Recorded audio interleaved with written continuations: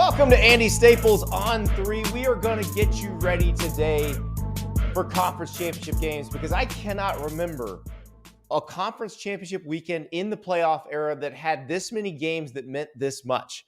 I think they hoped that it would always be like this. It wasn't, but it is with this last gasp of the 14 playoffs. So get ready for a wild weekend because there's a lot of games with a lot on the line, and we're going to get you ready for them.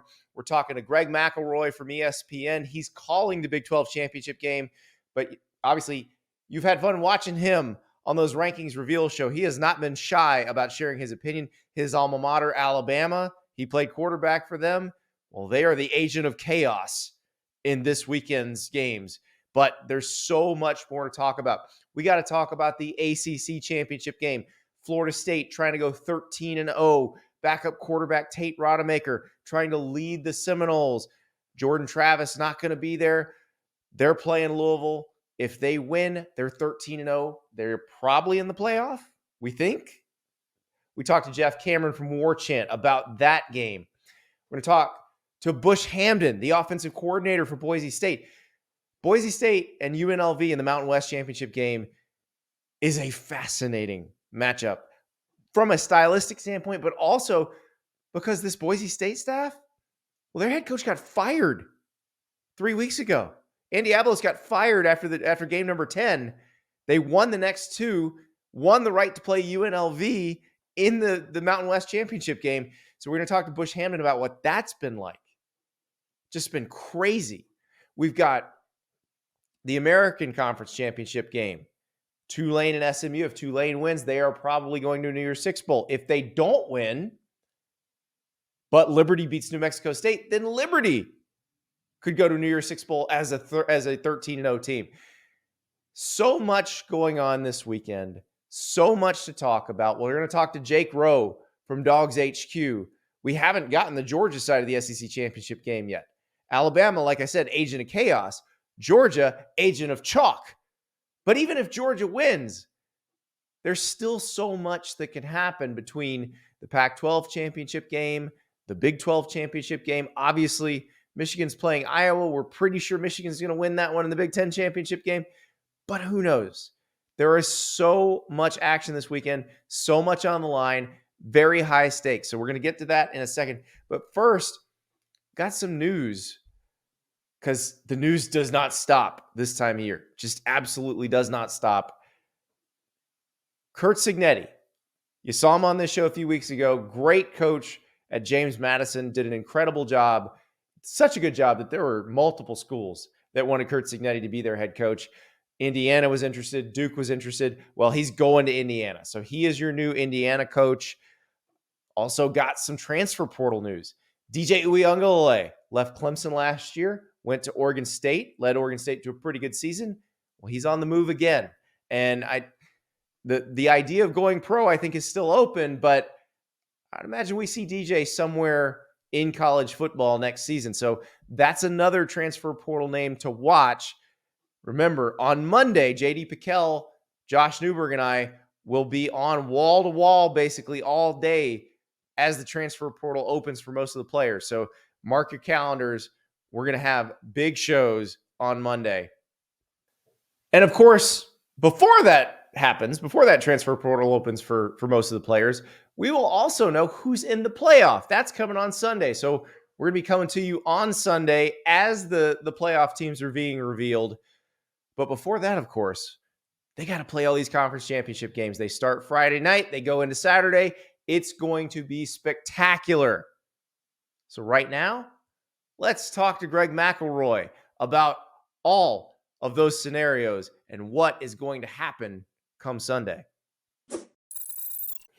We are joined now by the great Greg McElroy from ESPN. Also, Mac and Cube in the morning. You and Cole Kubelik arguing with one another on a daily basis. It's a wonderful thing. But Greg, I want to ask you about something. You said something on the ranking reveal show that I thought was really insightful and had not thought about it this way.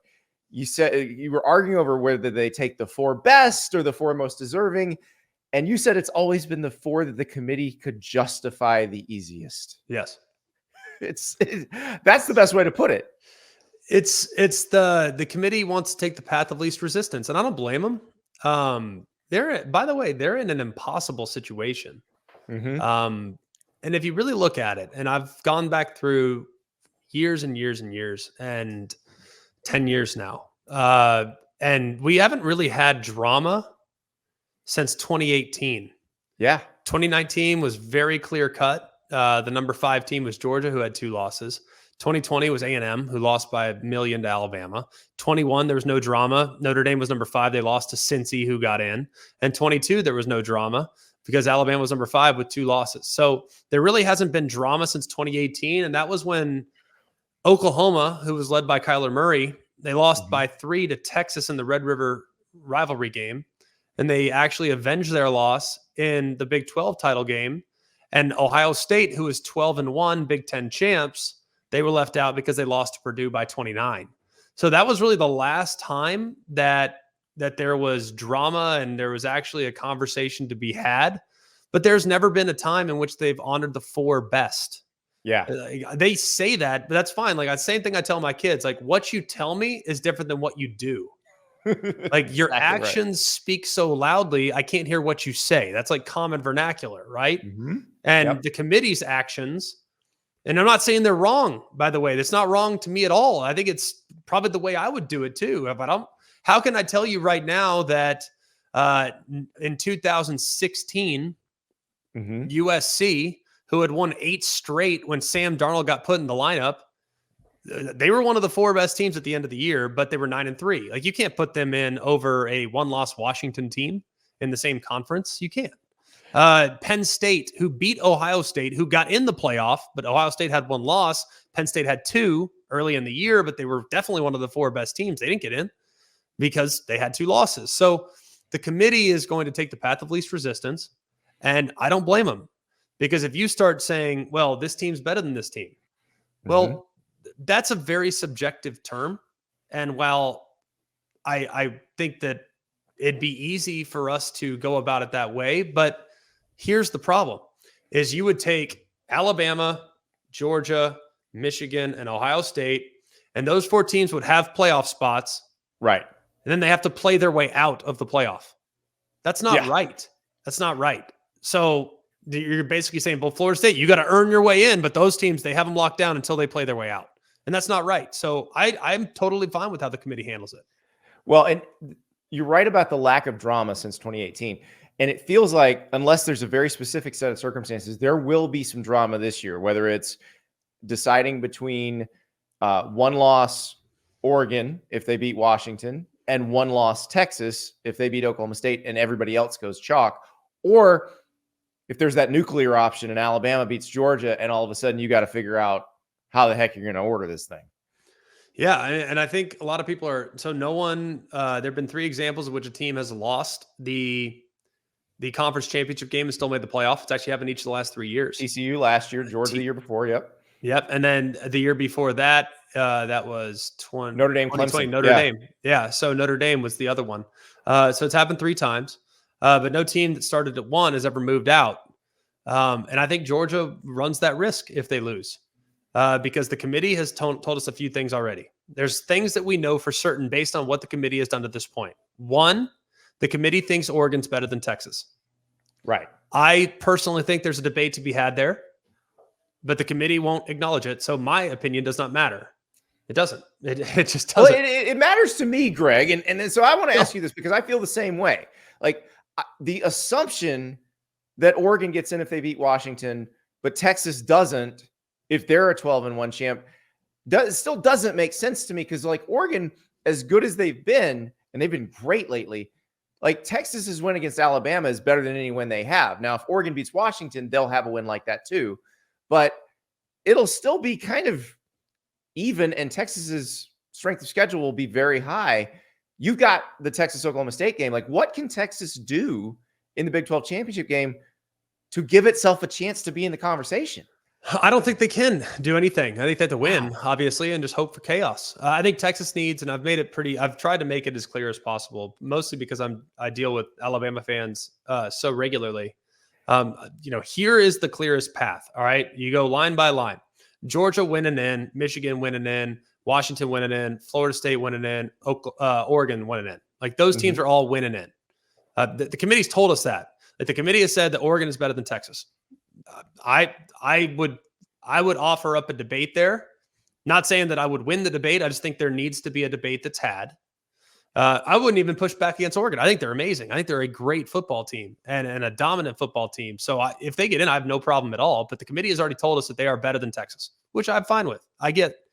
And the committee has also said that head-to-head matters. That's why Texas is in front of Alabama. And honestly, can't push back on that. That makes sense. They played. That makes sense to me. I don't have any problems with that. I know it's 12 weeks ago. I get all that. I know that teams can change and get better. I understand that. But I can consume that. I can understand that. So here's pretty clear. Top 5 teams are winning in. Let's skip Ohio State for a moment. Texas needs one upset. One. And I'm not talking about Washington over Oregon. I'm not talking about that. Pac-12 winners in. Yeah, so that's you need Louisville to beat Florida State. Basically. You need Louisville to beat Florida State. You need Bama to beat Georgia. One of the other. Bama beating Georgia thing, though, I have, and maybe it's just me having watched everybody, and that's another your actions, because it feels like Alabama always gets some benefit of the doubt. Georgia has now moved into the benefit of the doubt territory. I still think if Alabama beats Georgia, they just snow globe this sucker and shake it up and say, okay, we're going to put Alabama in because they're the SEC champ and they beat the team we think is the best team. And then we're going to put Texas in because they beat Alabama. And you just sort of figure it out from there. It's not what they should do. It's what they will do. Right. So I don't disagree with any of you. I have a hard time envisioning a scenario. Like if you want the 4 best, to me, the 4 best teams, I would take the winner of the SEC champ. I would take Michigan. I would take the winner of the Pac-12, and I would take Texas. Like I think those are the 4 best teams, but it's not the 4 best teams. You cannot tell me that Florida State has not earned a right to play for the championship. They have earned that right. Like, do I think they're one of the 4 best teams? If they played Texas, I would pick Texas. If they played Bama, I would pick Bama. If they played Georgia, I would pick Georgia. If they played Ohio State, I'd probably pick Ohio State. But I cannot, in good conscience, while still having tremendous respect for the regular season, say that Florida State doesn't deserve a chance. They absolutely deserve a chance. And we haven't seen an undefeated Power 5 conference champ left out. It's not going to happen. Like we have wasted more time on the playoff show in talking about, well, what if Florida State, they don't have their quarterback? Like we're wasting time. They're going to get in, and they should. Yeah. I mean, if we hold the sanctity of the college football regular season, like, because it is, to me, the college football regular season is like a sacred event. It's so important. It's so valuable, and the results have to matter. Florida State won all their results, and they did not play a schedule that was comparable to Liberty. Right. They played against an LSU team that they dominated. They played against a Clemson team that has gotten better and better and better and beat them at their place. Like Florida State doesn't have a terrible resume at all. Now, I think they ebb and flow, and I think they're inconsistent.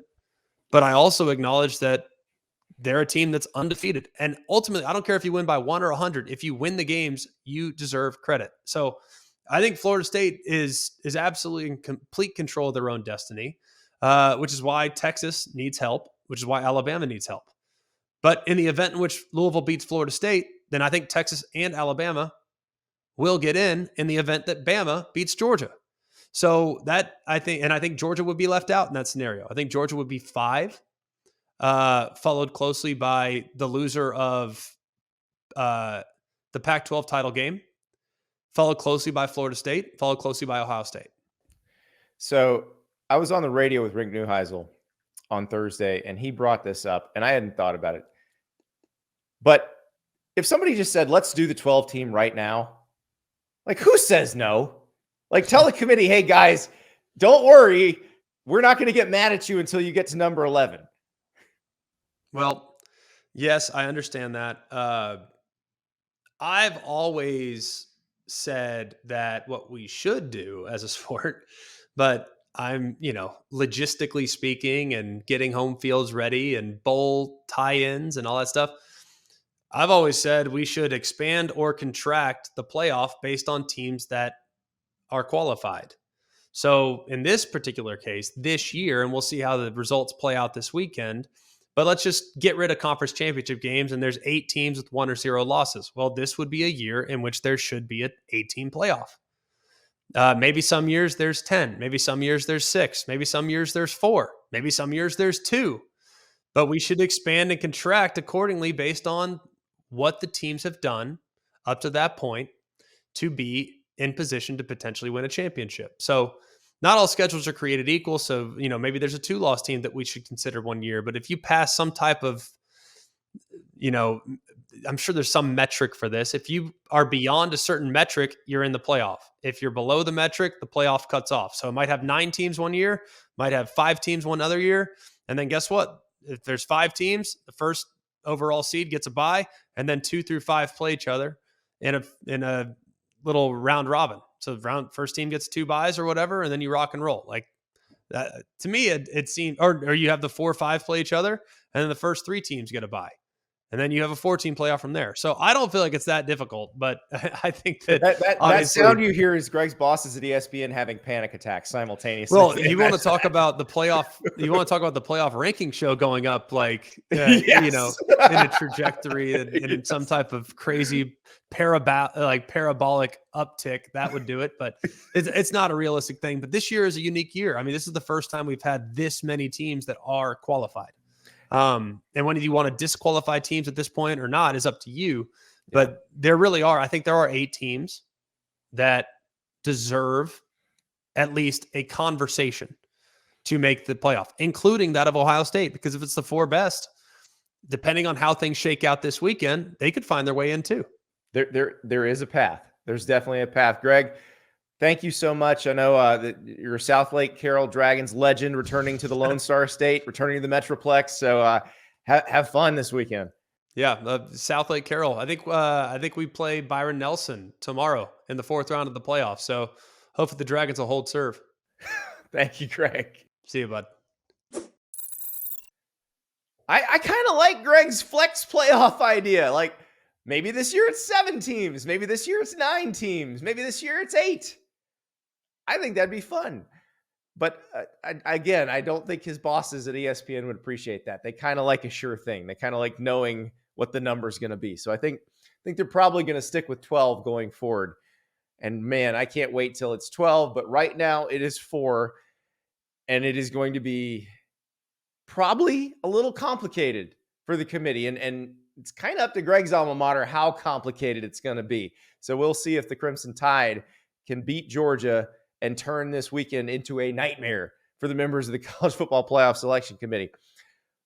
It'll be a dream for you, though, watching these games. And if you're playing Prize Picks is the most fun daily fantasy platform in America. I'm looking through the blocks for this weekend, the squares that you can pick this weekend. So here's what you do. You download the Prize Picks app, you use the code Andy, and they will match your first deposit up to $100. So you use that code Andy, deposit $100, they will match $100, and you'll have $200 to play with. You go 50, they'll match 50, you'd have $100 to play with. That's how it works. So you go to Prize Picks, and you pick 2 or more squares. So you can start with 2, you can go up to 5 or 6 squares, and basically the amount of squares you pick is how many times you can increase your money. So you can go up to 25 times your money if you are feeling like you are a real expert. But there's a lot of great college football options this weekend. I can tell you right now, these guys think the Pac-12 championship game is going to be a shootout. Bo Nix's number for passing yards, 326.5. So that's you can pick more than or less than. Michael Penix Jr., Washington quarterback, his passing yardage number, 300.5. If these 2 QBs combine for 600 yards in this game, it is going to be a blast to watch. And if you have those 2 squares on Prize Picks, you're going to be enjoying that shootout. Another guy to watch, Diego Pavia, New Mexico State. We saw him whipping up on Auburn a couple weeks ago. His number for passing yards, only 169.5. So that could be a fun one in the Conference USA Championship game. The rushing and receiving yard combo. You're going to hear a little bit about Ashton Jeanty later in the show when we talk to Bush Hamdan. So Ashton Jeanty is the Boise State running back who also is very dangerous catching the ball out of the backfield. So his combo rushing receiving yard total for the Mountain West Championship game is 113.5. Ollie Gordon for Oklahoma State in the Big 12 Championship game, 125.5. We'll see how big a game he can have as Oklahoma State has to deal with that monster defensive line at Texas. Bucky Irving in the Pac-12 Championship game, 133.5. So lots of fun options.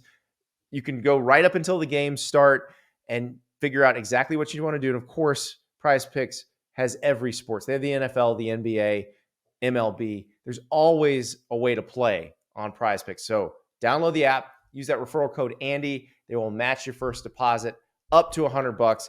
This is going to be a fun Prize Picks weekend. Watch for me on Twitter on Friday night, on Saturday morning as well. I'm going to probably be crowdsourcing some of my picks because some of my instincts are not great.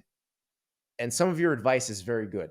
I can't promise I'll listen, but I will do my best. And I think you guys can probably help me out a little bit. So be watching Andy_Staples on Twitter, and we'll do our Prize Picks squares together. All right, we got to talk more conference championship games. The ACC title game, very big. Everybody's going to be watching this one Saturday night, especially if Georgia and Texas have already won. If Georgia's won, we know Georgia's in and Alabama's out. We know that Michigan's probably in, though that game will be going on simultaneously. But we know if they beat Iowa, they're in, and they're probably going to beat Iowa. We will know the result of the SEC Championship. We will know the result of the Big 12 Championship. So if Texas has won, we'll obviously know the result of the Pac-12 Championship, though I don't think it matters who wins. That team probably in. Based on Oregon being 2 spots ahead of Texas right now, I think Texas probably needs Florida State to lose this game if Texas wants to get in. Florida State, meanwhile, they want to win this game, get in 13-0, but there's also the fear that if Alabama were to beat Georgia, does that get a Florida State-Georgia comparison that suddenly 13-0 might not be good enough?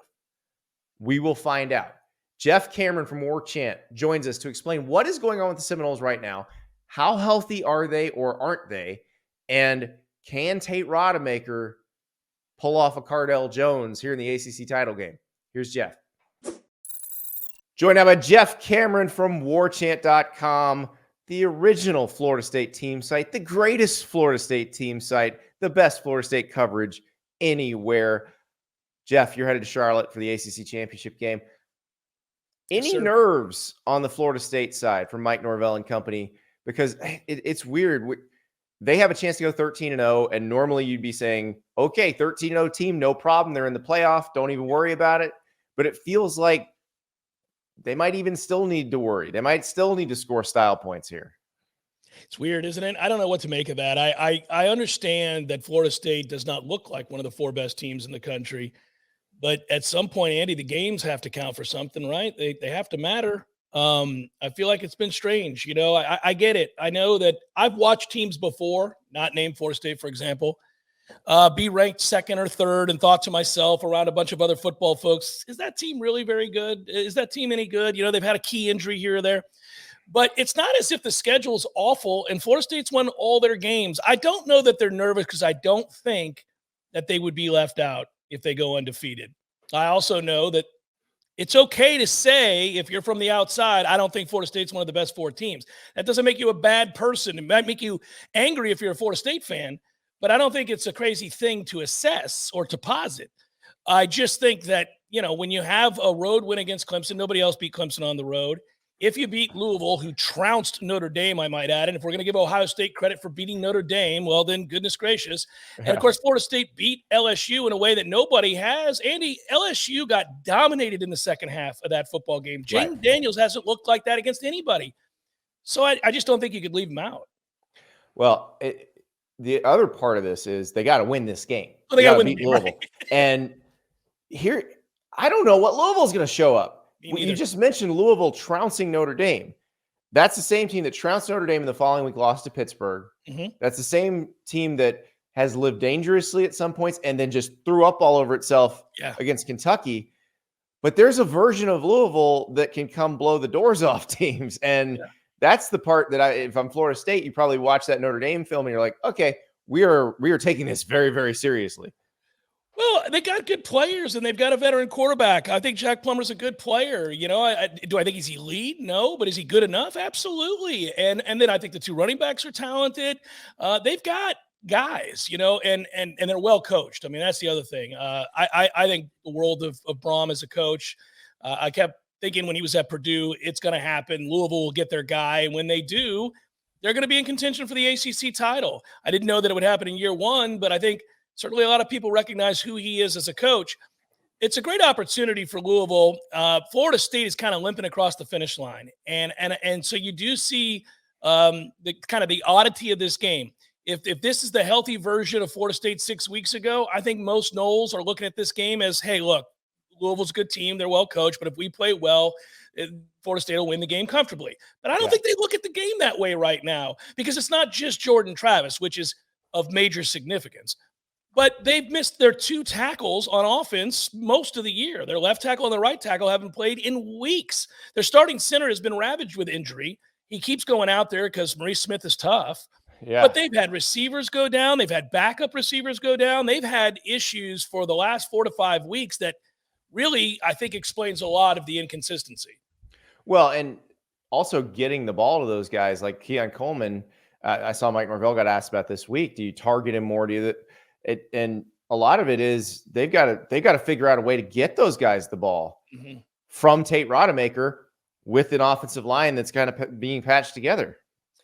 Yeah, and teams have started to take some things away and made Florida State try to win the game in a fashion that, you know, it's the old Bill Belichick, right? We're going to make you play left-handed. You're going to have to beat us doing something other than hitting us over the top with Keon Coleman. Everybody knows Keon Coleman lit LSU up. He lit a lot of teams up. But after a while, people go, well, you're not going to light us up. And you're going to have to settle for underneath, or you're going to have to run the ball. And it's hard to run the ball when you lose one of the most dynamic running quarterbacks in the country, if he chooses to run, in Jordan Travis. It's hard to run the ball when your starting left tackle goes down for most of the year. It's hard to run the ball when later on the right tackle goes down for the last 3 weeks. It's hard to run the ball when your center gets hurt. And so all of a sudden, Florida State kind of finds themselves in a tough position. How do I get the ball to Keon Coleman if they're going to double him or bracket him? And a shade of safety, certainly at the very least. How am I going to get the ball to Johnny Wilson, who everybody knows about, certainly? Even at tight end, Andy, where they do have two really good options, Jaheim Bell's been battling an ankle injury for some time now. And you can see he's not nearly as explosive as he was the first 7 weeks of the season. So I think even those options are the kids that are playing at a lesser percentage of their overall physicality. So it's been tough. You can see they're searching. They've been doing a lot of searching in game.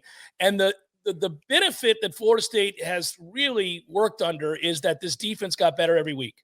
Yeah. Now, some of that is the competition, backup quarterbacks, et cetera, but they are doing things to opposing offenses that are criminal. You look at some of those numbers from about the midway of the second quarter on of games after those adjustments happen. Teams go from 5 yards of play, 6 yards of play to 1.7 yards of play. It's been that drastic. So kudos to Fuller and that crew, because they've kind of carried the day on the back end of the schedule. How important has Trey Benson been down the stretch? Well, he's a kid that at the start of the year, the expectation was that he'd rush for, 1,300 yards, 1,500 yards. He's an NFL back. We both know, right? I mean, you're talking about a kid who's 225 pounds and runs like the wind blows. In the open field, nobody catches him, so he can run you over or run away from you. Patience was a problem for him the last year. So going into the season, they thought, okay, on these outside zone plays, on these counters, when they run duo, when they do these kinds of things, can you be patient and let this line set it up? And he was really efforting to do that for much of this season. And at times I thought he looked betwixt and between, Andy. I thought he looked like a kid who didn't know, should I hit the hole? I'm a big, strong back and just go? Or should I be patient and, Le'Veon Bell this thing, kind of try to figure it out? And I think the last few weeks he's found the right balance. There have been moments in short yardage situations where he's hit it and he's got the yard to gain and he's running people over. And then there's been time where he let it set up and he got outside. And that's when you see those big plays, those 40-yard runs, those 60-yard runs. So he's been absolutely critical to their success because the offense hasn't been able to throw it around the lot as much as they did early in the season. And You've got Tate Rodemaker throwing it now. He's had a start under his belt against Florida. The comparison we keep making, because we've only seen this once in the playoff era, is Cardell Jones at Ohio State, where, JT Barrett gets hurt against Michigan. Cardell Jones has to come in and play the Big Ten championship. They win 59-0, and it's like, oh, okay, they'll be fine. With Tate Rodemaker, it was a little dicey for a half against Florida. It did feel like in the second half, though, he got into a little bit of a rhythm. I think the 90-yard drive that kind of got them going and they finally got points on the board settled him down. But there's no getting around this. He's got to play better. He's got to see it sooner. He's got to get the ball out quicker. That safety was egregious. He looked saucer-eyed as he came to the sideline in the first half a couple times, like the game was moving too fast for him. It can happen. The Swamp, I know the kind of season Florida's had, but they were fired up for that game. It's a rivalry game at night, and Florida State was having a hard time getting their sea legs on offense, and the crowd just got louder and louder.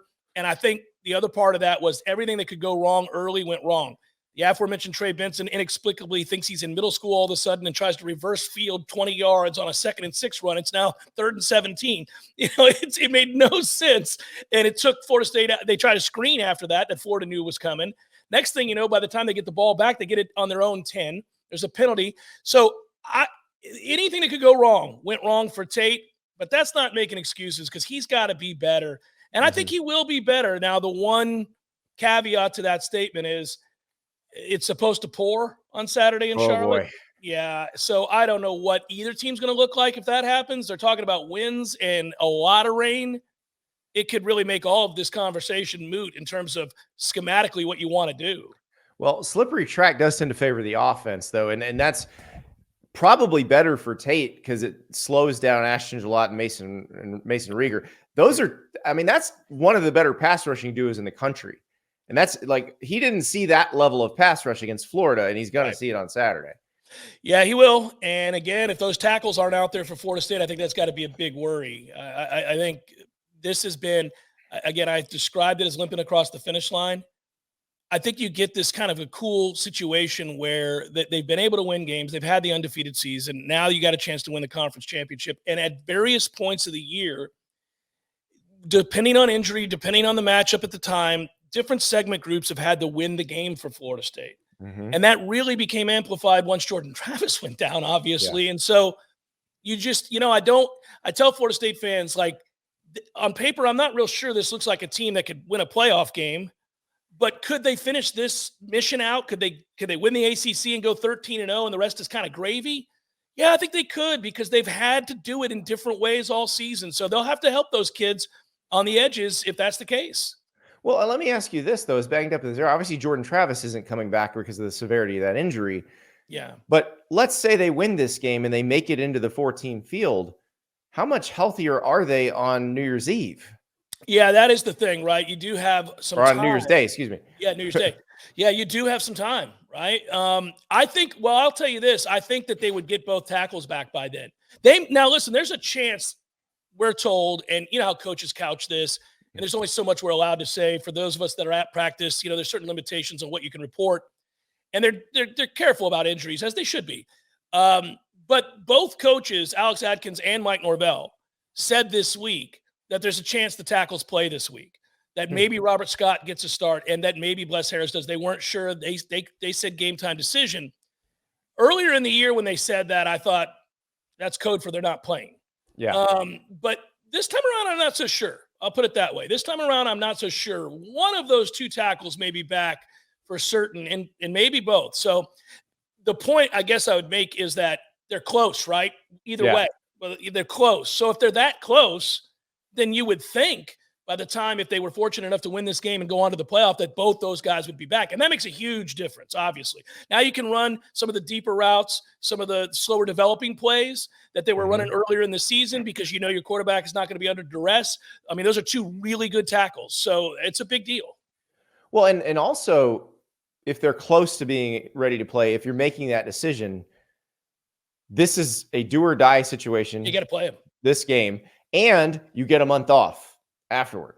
So it absolutely does feel like if you're leaning that way, if they're leaning that way, if the medical people are leaning that way, then you may see them. And that, as you said, makes a huge difference. I think every Florida State fan traveling to Charlotte, if you're watching pre-games, I mean, that's the first thing they're going to do because they know Jordan Travis isn't coming out of the tunnel. So put that aside.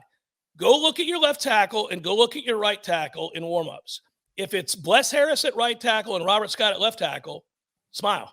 You're going to feel pretty good. Well, and I think you're right. I mean, we talk about Keon Coleman and Johnny Wilson. A lot of their success depends on the quarterback having enough time for them to get down the field so that you're in a position to throw to them. And so for Tate Rodemaker, he needs enough time to do that. If Scott and Harris are out there, there's a real good chance he has that time. And he's got a cannon. That's the one thing. He's got a very good arm. He's got a better arm. He has a better arm than Travis, right? Yeah, he does. Yes, he does. He has a better arm than Jordan Travis. He throws the deep ball better than Jordan Travis. There are times at practice, I've said this before, maybe on here, Andy, where you walk out of practice and you go, I think Rodemaker had the better day. Now, there's so much more to playing quarterback than just throwing a beautiful deep ball. But there are days when that's going on where he is just putting it in a basket and it's on a line. And you go, oh, my, that's NFL. And then there are days like the first half of the Florida game where you go, kid is not seeing it. It's too fast for him. He's patting the ball. All the telltale signs of feet are getting a little anxious. And you're going, man, this isn't it. So you get great Tate and terrible Tate. You don't get a lot in between. Well, here's hoping for the Seminoles' sake. They get great Tate on Saturday in Charlotte. But you're right. It may be a slop fest. It may come down to who can run the ball better and who can tackle better. Yeah, defense has been really good for Florida State. So, who knows? I guess everybody who's of the sporting mind, you may be looking at the under here if we get that kind of weather. I know at the beginning of the week, it was looking at like 49.5, something like that, 2-point spread. So it's a game where the experts think it's going to be very close. I do too. And it could be close in a lot lower scoring game than we anticipated if we're going to have rain throughout. Jawar Jordan and Trey Benson, very, very important people on Saturday night. Jeff Cameron, thank you so much. Thanks, Andy. Good to talk to you, buddy. Jeff Cameron is on his way to Charlotte to see the Seminoles and the Cardinals in potentially very bad weather. Watch the weather in that one. Watch the weather because that could have a big effect on that game. Now, maybe you want to see a game in a dome. Maybe you want to go to the SEC Championship game. Maybe you want to go to the Big 12 Championship game and not get rained on. But maybe you want to go to the ACC Championship game, brave the elements. You can go to all of these games. You can get tickets to all these games right now on Game Time. Game Time is the least stressful, easiest way to get last-minute tickets. It's so amazing how different it is because we all remember back in the day, you'd have to go and you've got the person who's fanned out the tickets in their hands and you got to barter with them and then you got to have enough cash and none of that anymore. On Game Time, you download the app, use the code STAPLES, you get $20 off your first purchase. But you type in the event you want. So maybe you want to go to the SEC Championship game and up pop all of the tickets that are available on Game Time. And it's a bunch. And you decide where you want to sit. You say, I'd like this ticket here at Mercedes-Benz Stadium. And they will show you exactly what it looks like from that seat. So you'll know exactly what you're buying. When you get those tickets, they're easy to transfer on game day. It is a seamless process. They've taken something that used to be incredibly stressful, deciding at the last minute to go to a game, and they've made it incredibly easy. So download the Game Time app, use the code STAPLES, and get $20 off your first purchase. Also, the holidays are coming up. Maybe you want to get Rolling Stone tickets for that special someone. Maybe you want to get Eras Tour tickets, Taylor Swift for that special someone. Go to Game Time. They have tickets for things you didn't think you could get tickets for. And when that person finds out that you got them tickets, well, they're going to love you even more. Next up, we're going to talk about one of the most fascinating conference championship games. This is not going to determine who goes to the playoff, but it's just really interesting because one of the teams we didn't expect to be there, and in fact, I don't think their own administration expected them to be there because they fired the head coach a few weeks ago. That's right. Boise State, 10 games into the season, head coach Andy Avalos gets fired. What do the Broncos do? They win their next two, and now they are in the Mountain West Championship game against UNLV. Next up, Boise State offensive coordinator Bush Hamdan, who has some experience coaching against UNLV head coach Barry Odom and his defense. This is going to be a really fun matchup and a potentially very special game for these Boise State players because they've dealt with a whole bunch. This coaching staff's dealt with a bunch. Nobody knows what's going to happen after this weekend, but they know they got one more game and one chance to win a conference championship. And man, what a memory that would be. Here's Bush Hamdan. We welcome Boise State offensive coordinator Bush Hamdan. And Bush, I'm gonna fill the folks in on what has gone on with you guys the last 3 weeks because it's one of the more amazing stories you'll see in college football. You guys were 5-5. Your head coach Andy Staples gets fired. You guys then, interim coach Spencer Danielson, you guys on the staff lead the team to 2 wins, win your way into the Mountain West Championship game, and you guys are about to play UNLV for the Mountain West Championship. What has it been like these past few weeks with these players, and how do you even explain everything to them? Yeah, I think you said it, Andy. I think it's a testament to the players first and foremost. They're in a situation where there's certainly been a lot of change, but their ability to stay focused, certainly proud of our staff as well. I think it's a situation where you kind of just got everybody in their rooms and trying to stay focused and do what it takes to be successful. And we really feel we're playing our best ball right now and excited about this opportunity. Well, and you played at Boise State and were, part of those teams that really helped build the foundation for what Boise State became. You were on the team that won the Fiesta Bowl against Oklahoma and saw all this getting built. What would it mean to bring a conference title back to Boise State for the first time since 2019? It would be huge. It really would. I think it's something where, again, just that's always the goal. I think in a lot of schools it always starts with winning the conference championship, and to be in this position for me, being an alum, I'm not sure there's anywhere else I'd rather be. For these next 2 weeks, is to finish this thing strong and put a banner back up. So you talked about everybody in their rooms getting their making sure their players trust them and making sure everybody stays focused.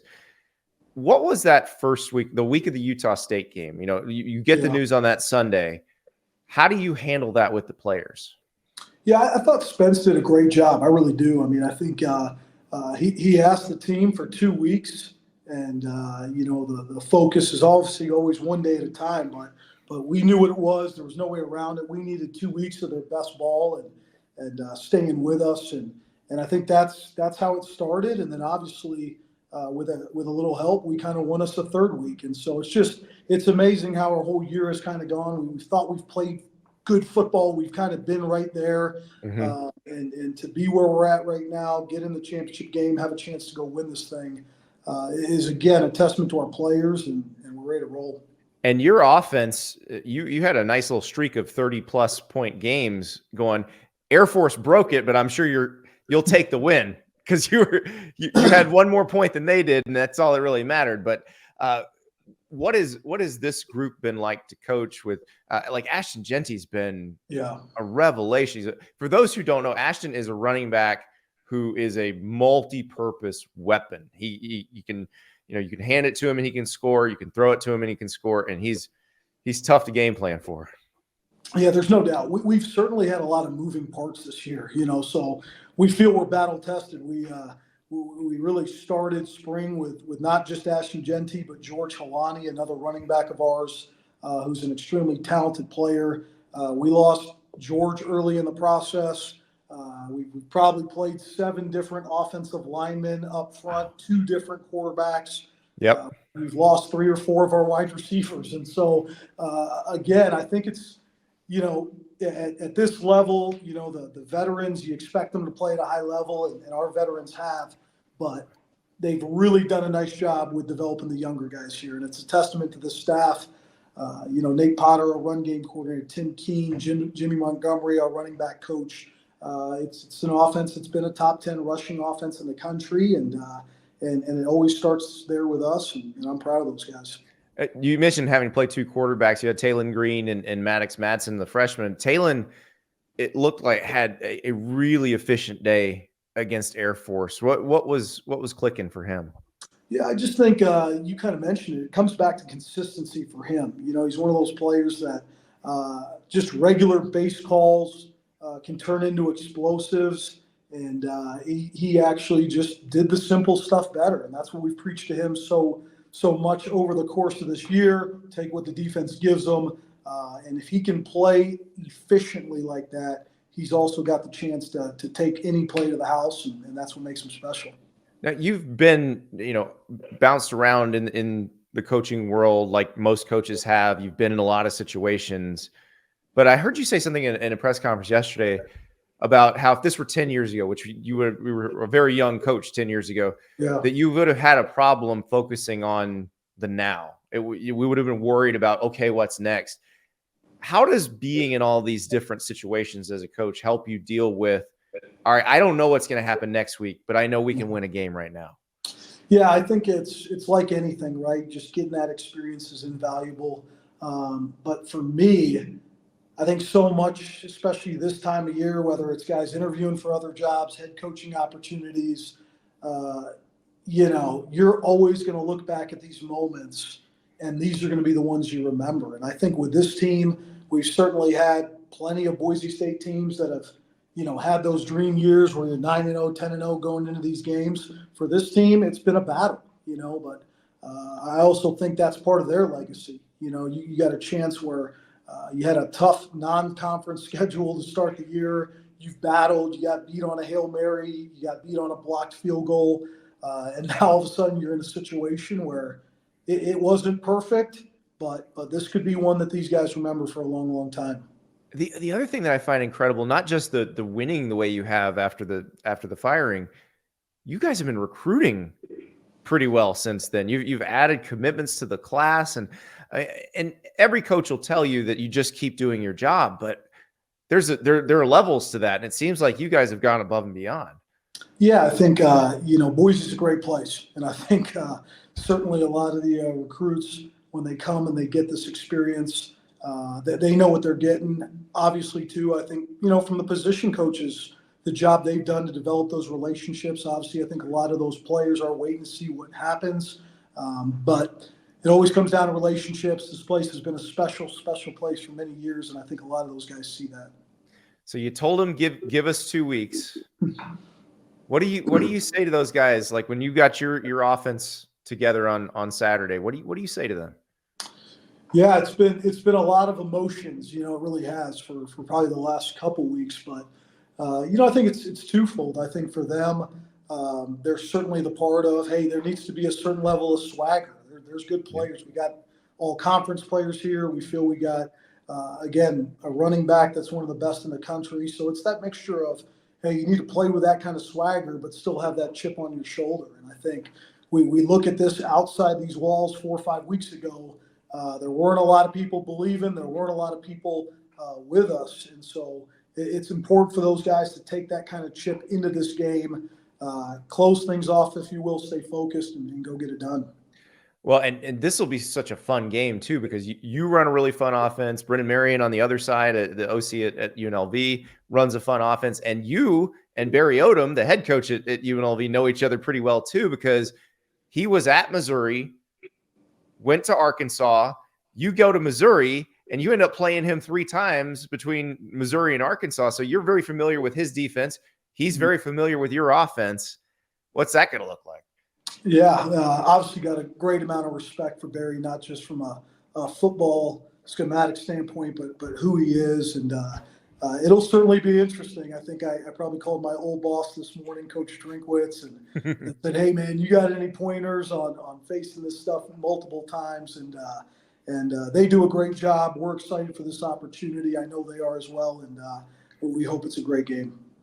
Well, and what would it mean to hang that banner, given everything that's happened? Is that I would think that's one of those that even if you go on and coach 30 more years, this would probably be one of the most memorable seasons ever, right? Yeah, I think so, man. I look back at like even the great years here we had at Boise State, the Fiesta Bowl year.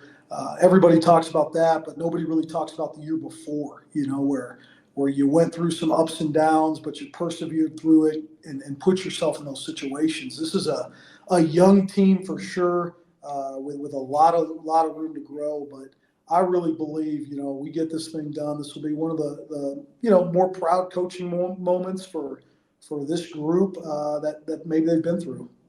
And I know that, you guys would like to stay if it's possible. And I heard you say when someone asked you about what happens next, it felt like there's a lot of this roster that needs to stay at Boise State, and you could kind of build on it. But is that, you just feel like, you and Spencer and the rest of the staff are just putting the resume out Saturday? Yeah, you never know. I just think the landscape of college football is certainly changed so much, and the coaches are important, but the players are really important. And so I think, when I made that comment, I just think about certainly a large group of these players that love Boise, that can be impact players for many years to come. It's important for those guys to stay here. It really is. This is a tremendous place. And again, I think it goes back to what you said, just focusing on the now. We really want no regrets. It doesn't matter where we're at 3 weeks from now. We hope it's in Boise. If it's not, we hope to land on our feet somewhere. But this is an opportunity, like you said, to go win a conference championship, which hasn't been done since 2019. Regardless what happens, I think we can look ourselves in the mirror and be proud of that. Well, we will all be watching, and good luck to you guys, because it's been incredible to watch these last few weeks, that team come together and galvanize. So good luck one more time. Andy, I appreciate you, man. Thank you, Bush. All right, brother. See you. That's Bush Hamdan getting ready to coach against UNLV for the Mountain West title. And then we'll see what happens next. Nobody knows what's going to happen with Boise State, with the head coaching job, what's going to happen to the staff, are the players going to enter the portal? Nobody knows. But they got this game right now. Another team that is concentrating on the now, the Georgia Bulldogs, because there is no guarantee if they lose to Alabama that they're in the playoff. 2 years ago, they felt pretty safe and comfortable going into an SEC championship game against Alabama, that even if they lost, they'd still be in the playoff. It does not feel that certain this year. So, little different circumstance for the two-time defending national champs, who are trying to become the first team to three-peat since the 30s. Jake Rowe from DawgsHQ joins us to talk Georgia. We welcome Jake Rowe from DawgsHQ. Let's talk some Dogs. We've talked some Tide already this week, but huge matchup in Atlanta in the SEC Championship game. Jake, we've seen this party before. We've also seen it where Alabama was coming off a very tough win against a much worse Auburn team. And Georgia knows how that went the last time. So yeah. I imagine everybody's on high alert in Athens. Yeah, for sure, man. And it's, Georgia's coming off an unimpressive win as well. I mean, they weren't in as much peril as Alabama was in Auburn. But, like Kirby Smart said, he's like, hey, don't try to talk to me about the Auburn game. I've played there before. Exactly. So it's this year. Yeah, I mean, it was in a lot of ways a very similar ball game. Georgia just was able to kind of close it out earlier in the fourth quarter and hold on defensively. But listen, I've got a lot of downright love and admiration for the way Alabama's gone about its business this year. I mean, piecing it together. I was one of the guys telling Georgia fans early this year when they lost to Texas and struggled against South Florida. I was like, man, listen, let that dirt stay in your shovel. Like, keep that dirt in the wheelbarrow. Let it sit in the pile. Don't start throwing it on Alabama, because it will be wasted energy. They're going to figure it out. And lo and behold, they have. And now Georgia's got to contend with a football team that got a lot better, and Georgia did too. How healthy is Georgia relative to last week? I do think that they will get everybody back to an extent. Now, it's all going to depend on circumstance, right? I mean, I think Brock Bowers, Lab McConkey, Ra Thomas, Tate Ratledge, all four of those guys are going to give it a go. Smile Munden's a little bit banged up, but he finished last week's game. I think he's going to give it a go as well. If not, maybe play a lot. So I think all of these guys are going to be able to play. I don't think any of them are going to be 100%. You've played the game. I mean, this point in the year after 12 games at that level is nobody's 100%. But right. I do believe some of what happened last week was a little bit precautionary to make sure that they were ready for this week. Well, and I keep thinking, if you go through this season with Georgia, we've really only seen a game and a half, basically, the Ole Miss game and half the Tennessee game, where there's been a Brock Bowers and a Ladd McConkey somewhat close to 100%. You still haven't seen them both 100% at the same time on the field. But that game and a half is the most dynamic Georgia offense we've seen in the Kirby Smart era. It's the only time you've seen them on the field together, and it's really 5 quarters because I don't think Ladd played outside of the first quarter against Tennessee, played 7 snaps. Yeah. Neither one of them have been 100% when they've both been on the field. So that's another part too. I mean, I guess maybe Ladd was for most of that Ole Miss game. Mm-hmm. But Georgia's a different team with both of those guys on the field. Absolutely. And listen, I honestly think, and I'm maybe in the minority here, but I think getting Ra Thomas back is also a big step because, you saw in some of those bigger games, whether it was the Ole Miss game or whether it was the Tennessee game, he makes a chunk play for Georgia. It seems like every game he's a 20+ yarder that's big, and it's usually early. He's a guy that does stuff for them. So I think that one's also really big. But yeah, I don't think Georgia's going to have 100% or I don't even know how close to 100% it'll be of Ladd McConkey and Brock Bowers this Saturday. But I do believe both of them are going to give it a go. And the funny thing about Bowers is you're sitting down there, you're watching him in pregame warm-up against Georgia Tech, and he's just he looks like a stallion. He's gliding. He looks great, and then he doesn't play, and then Kirby's like state championship, and I'm kind of if this was Alabama today, I think he would have played. I think all of those guys would have last week. Well, and the fact of the matter is they could win that game without them, and it does give some other guys a chance to be in a competitive situation. But now they're in the ultimate competitive situation. It's a strange deal the way the playoff scenarios work, because if Georgia loses, there's plenty of scenarios where they get in, but I think there's a chance they don't. So it does kind of feel backs against the wall at this point. It does. And listen, if you've got a Louisville hat, throw it on. If you've got an Oklahoma State hat, I mean, those two teams losing would absolutely put Georgia in the playoff, win or lose. But I still think it's very important for Georgia to win this game. Georgia doesn't have any hump to get over. It doesn't have any mountain to climb. It's at the top of it. It's trying to create history. It's got the longest win streak in SEC history. But beating Alabama in that building is a box to check off. It doesn't mean that it doesn't take anything away from what Georgia has done the past 2 seasons that they don't. But they've had their hearts broken in that place, by Alabama, over and over and over 3 times. So it's Georgia needs to win this game, but ultimately there's ways for Georgia to get in. And I do think it's really funny. I don't know that I've ever heard a committee member come out or a committee chair come out and say it quite like it was said. We don't when the guy said on Tuesday, we've never said most deserving. It's the best.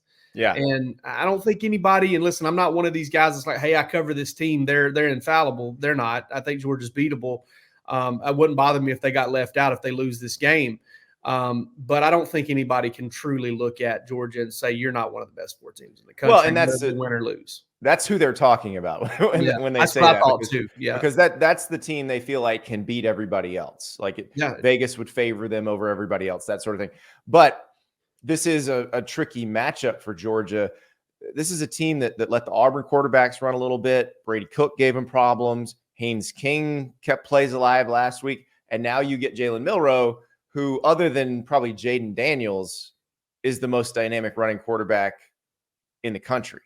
Yeah, 100%. And, if you look at the numbers, they'll lie to you a little bit, because you look at them and you're like, oh man, since they allowed 125 yards to Peyton Thorne and Robbie Ashford, Georgia's only their high is Brady Cook, 39 rushing yards, and he had 51 at the half. So Georgia kind of took him backwards. With some sacks, yeah, in the second half with some sacks. But like you said, it's extending plays. And listen, when you've got a quarterback like Jalen Milroe, it's a tricky matchup for everybody. I mean, nobody really wants to deal with that. Alabama didn't want to deal with Jaden Daniels for that very reason. I mean, nobody really wants to have to deal with the guy that, oh man, you do every single thing right and you give up 17 yards. That's just tough. It's a very difficult spot to be in. And I think the key for Georgia in this game is, yeah, you want to limit Jalen McElroy, but you've got to be willing to say, all right, take the 15 and don't dump it over my head to the tight end for 40. That's kind of where Georgia's got to be. And listen, if Smile Munden is limited in this game, Georgia's going to have to play 2 true freshmen at inside linebacker. And so Raylan Wilson, CJ Allen are going to be running around out there having to make that decision. Not ideal. Yeah, and it does seem like Jalen McElroy loves Amari Niblack. And he's a very interesting target. When he's on the move, he absolutely does. And that's something that they've got to kind of figure out. Yeah. So what about this Alabama defense against Georgia's offense? Like we were talking about, it feels like if Brock Bowers, Ladd McConkey, Ra Thomas, Dominic Lovett, Dejon Edwards, like it feels like there's so many options for Georgia. But what can Alabama do to limit that? I think it starts with pass rush. I mean, Dallas Turner, Chris Braswell, Justin Boigbe. I mean, those guys, you're talking about 33.5 tackles for loss there. And I think somewhere in the neighborhood of about 20 sacks. Georgia's in a tremendous pass protection team. You look at Georgia's past, let's see, I think it's in Georgia's past 27 games, they've given up a grand total of 19 sacks. Wow. So, there are teams that gave that up in 8 games this year or 5 games. So Georgia does protect the passer well, but I think it also comes down to, kind of complementary offense from down to down is stay ahead of the chains. Not that Georgia has to, or it's doomed. They're plenty good enough offense to overcome 2nd and 10, 3rd and 7, one of the best third down offenses in the country. But you stay ahead of the chains, you slow down that pass rush, you slow down the pass rush and give yourself some time against a very good Alabama secondary. But the one particular thing I'm looking at is if you watch Alabama, they're vulnerable kind of in that second level window of 10 to 12 yards, 10 to 20 yards. That's where Georgia is absolutely tremendous. Georgia, Carson Beck's averaging over 15 an attempt in that area. That's where McConkey and Bowers feast. Everybody really love it too. Dylan Bell, same way. It is Oscar Delp. Most of Georgia's receivers are at their best in that window of the defense, even the running backs. So I think that's something that's going to be big in this game as well. And in order to get there, in order to allow those crossing routes and over routes to kind of come to fruition, Georgia has to protect the passer, and that's not easy against Dallas Turner and his cohorts. So you mentioned Tate Ratledge coming back. I'm trying to recall, has there been a moment when Tate and Amarius Mims were healthy in the second half of the season together? Yeah, the Ole Miss game. Okay. For part of it. Yeah, for part of that. I guess the Ole Miss, he got hurt at Tennessee. So the Ole Miss game and part of the Tennessee game. Okay. I think that's probably the spot there. That's one of the things that is, if Georgia finds a way to win this game, goes on to win its 3rd straight national championship, that's one, thing that Stacey Searle is going to pour a drink of some dark liquor of some kind. I bet sit in a recliner and just really think about kind of what happened for him this year, because, Georgia has played, 7-8 offensive linemen like regularly, and they really haven't missed a beat. Xavier Truss has played 4 positions so but getting Ratledge back and to anything sort of close to healthy is big because of how many big games he's played in at that particular position. So the O lineman who played for Stacey Searle is always talking about how you mess up in practice. He throws that hat. Yeah. Goes down at your feet. I don't know that he's throwing his hat very much for these guys because they really are, and Ratledge is a veteran. Cedric Van Pran's a veteran. Mims has now played a lot of football. It feels like they just really know what they're doing at this point. Yeah, they do. And I was talking to somebody the other day, and I compared it to the Minnesota Vikings when they had Randy Moss and Chris Carter. Georgia's offensive line is a Chris Carter. It's very reliable. It's very steady. It's tremendously good. It's not elite. It's not like, I don't think they're just, thumb up, thumb down guys and just blowing them off the ball every single snap. There have been probably better offensive lines in the history of college football, I'm almost certain, but they are incredibly consistent, incredibly good, and incredibly good at figuring it out. If the team's giving them trouble for a couple drives, they find a way. And I think that's something that may serve them well in a game like this. Let's talk Carson Beck, because your colleague Rusty Mansell wrote something recently, I think it was this morning, that Carson Beck and his family are going to meet with Kirby Smart after this game about what his future holds, because he is one that the NFL people are looking at and saying, we may want him right now. Yeah, I mean, he's had such a great season. And listen, I have a hard time, while I have heard throughout the season that the expectation is for him to come back, the further you got and the further good football he played, the less likely that became. Because you get to a point where there's nothing really left to prove, and risk versus maybe getting marginally better. Andy, if Georgia wins the national championship, I don't see it. Like, I mean, I You just think don't. he would go pro? Yeah, I don't see him coming back. I mean, it's at that point, what do you do? He's not like Stetson, right? Stetson was never going to be a top 30 or even top 50 pick. Carson can be that, and that's life-changing money, like right out the gate. It can make what is it, like $3 or $4 million up front if you're the last pick of the first round. So I think that if Georgia wins one, but at the end of the day, he also has to kind of weigh, all right, I can make some change by staying at Georgia, get some NIL stuff. I'm sure Stetson made a ton of money in his last year. We don't know exactly how much. But you can stay and do that and then possibly make, generational wealth type stuff in 2025, or you can, go ahead and go. And honestly, you have to kind of weigh that whole idea of, hey, what if I go 24th overall? Well, you're probably going to a better situation than you would be if you're going first overall. You have a chance to win, but you wouldn't, make that money yourself up as well. So it's a balancing act. And listen, I'm sure that Kirby Smart and Mike Bobo and the guys on that staff Jonas Jennings are going to have some long conversations with Carson and his people kind of about what Georgia wants to do for him and what his options are. Well, and Carson's from Jacksonville. He's been working with a team, since high school, but this group now is the group that trained Anthony Richardson. It's also the group that works with Brock Purdy. So they've got a couple of different perspectives on that. They've got the guy who went 4th in the draft after starting for one season in college. They got Mr. Irrelevant, who started for 4 years in college and is now a great starting quarterback in the NFL. So yeah, he'll have some interesting perspectives to kind of glean from as he figures that out. But it's interesting because I think if we'd had this conversation 6 or 7 weeks ago, you and I saw the seeds of this, but I don't think most people would have been like, oh, definitely he should be considering the NFL. They would have been, are you crazy? Like, he's got to come back. Yeah, and he's listen, he has surpassed my expectations of this year. I thought some folks coming into the year had pie in the sky hopes for him. I knew coming into the season, this guy's just now getting to know Mike Bobo.